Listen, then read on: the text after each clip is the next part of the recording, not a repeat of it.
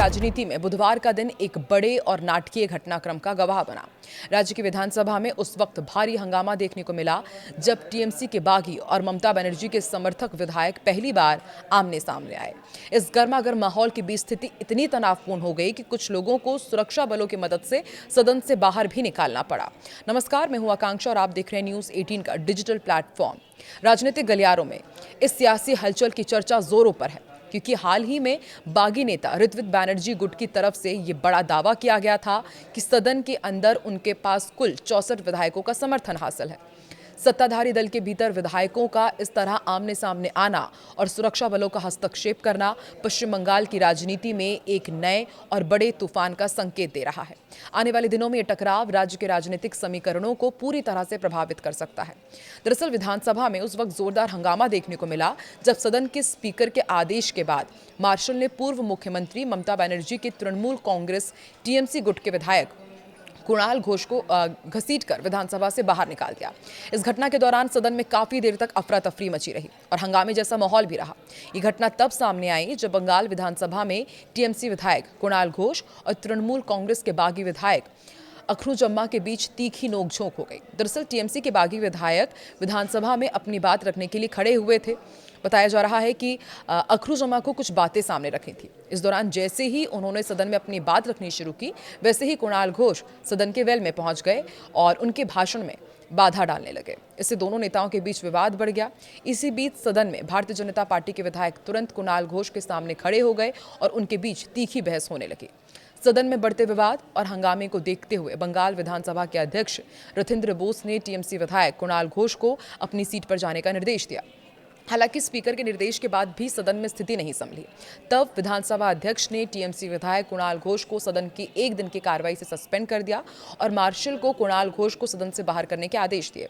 विधानसभा speaker के आदेश मिलने के बाद तैनात मार्शल्स ने ममता बनर्जी गुट की विधायक कुणाल घोष को सदन से घसीटकर बाहर निकाल दिया।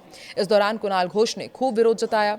सदन से बाहर निकाले जाते वक्त कुणाल घोष ने आरोप लगाया कि जब विधानसभा में कालीघाट टीएमसी को बोलने की अनुमति दी जा रही है, जबकि ऋत्विक के नेतृत्व वाली टीएमसी के विधायक अखरूजम्मा को सदन में बोलने का मौका दिया जा रहा है। घोष के इस तीखे बयान के बाद राजनीतिक हलकों में नई चर्चा शुरू हो गई है।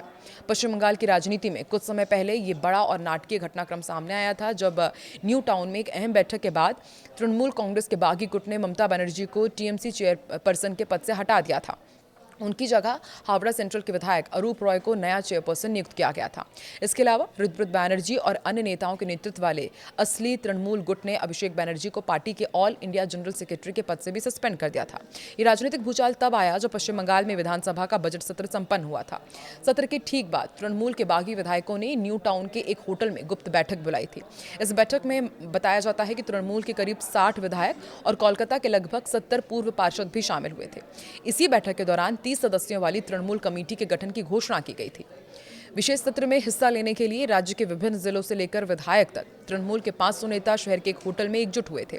इस महाबैठक में कम से कम 16 जिलाध्यक्ष, पूर्व विधायक, 60 से 70 पार्षद और बाकी विधायक मौजूद रहे, जहां पार्टी की एक नई नेशनल वर्किंग कमेटी का गठन किया गया था।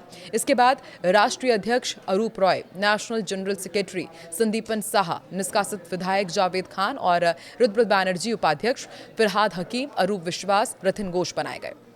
इसी बीच तृणमूल कांग्रेस के 4 बार के लोकसभा सांसद और वरिष्ठ अधिवक्ता कल्याण बैनर्जी, जिन्हें अब तक मुख्यमंत्री ममता बनर्जी का करीबी माना जाता रहा है, वो भी अब पार्टी के खिलाफ अपने बगावती तेवर अपनाते नजर आ रहे हैं।